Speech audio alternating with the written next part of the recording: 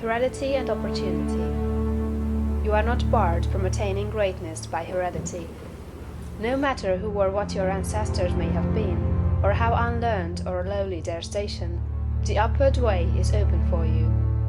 There is no such thing as inheriting a fixed mental position.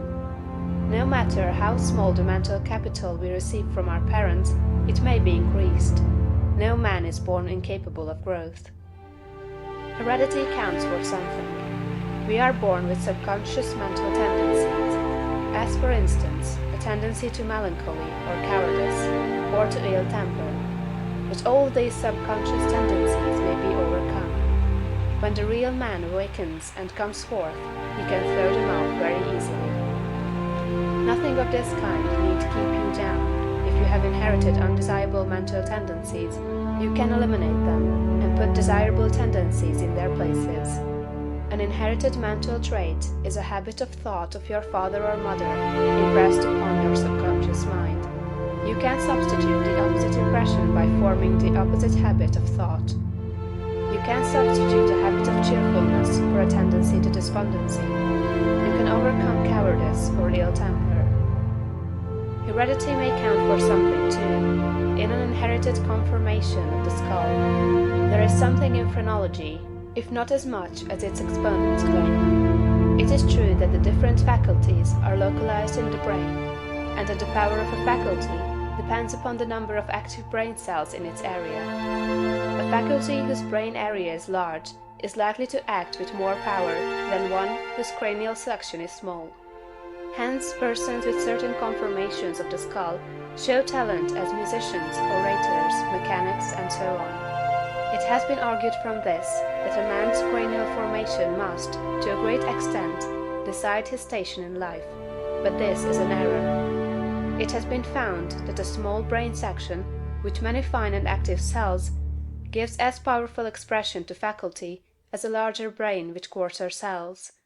And it has been found that by turning the principle of power into any section of the brain, with the will and purpose to develop a particular talent, the brain cells may be multiplied indefinitely. Any faculty, power, or talent you possess, no matter how small or rudimentary, may be increased. You can multiply the brain cells in this particular area until it acts as powerfully as you wish. It is true that you can act most easily through those faculties that are now most largely developed. You can do, with the least effort, the things which come naturally, but it is also true that if you make the necessary effort, you can develop any talent. You can do what you desire to do, and become what you want to be. When you fix upon some ideal, and proceed as hereinafter directed, all the power of your being is turned into the faculties required in the realization of that ideal. More blood and nerve force go to the corresponding sections of the brain, and the cells are quickened, increased, and multiplied in number. The proper use of the mind of man will build a brain capable of doing what the mind wants to do. The brain does not make the man makes the brain. Your place in life is not fixed by heredity, nor are you condemned to the lower levels by circumstances or lack of opportunity. The principle of power in man is sufficient for all the requirements of his soul.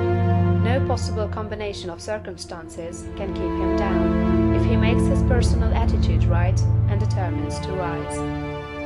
The power which formed man and purposed him for growth also controls the circumstances of society, industry, and government. And this power is never divided against itself. The power which is in you is in the things around you, and when you begin to move forward, the things will arrange themselves for your advantage, as described in later chapters of this book.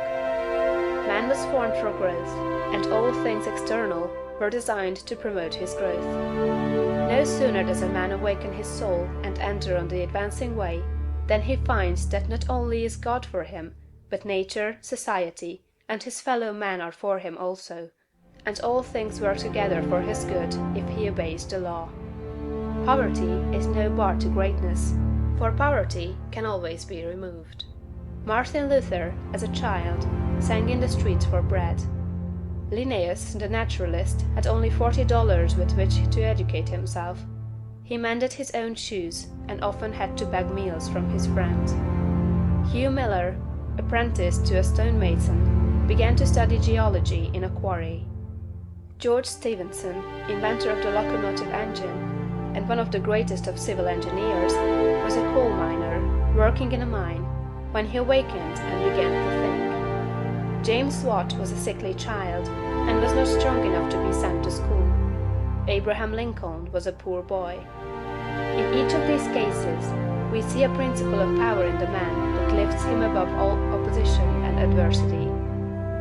There is a principle of power in you. If you use it and apply it in a certain way, you can overcome all heredity, and master all circumstances and conditions, and become a great and powerful personality.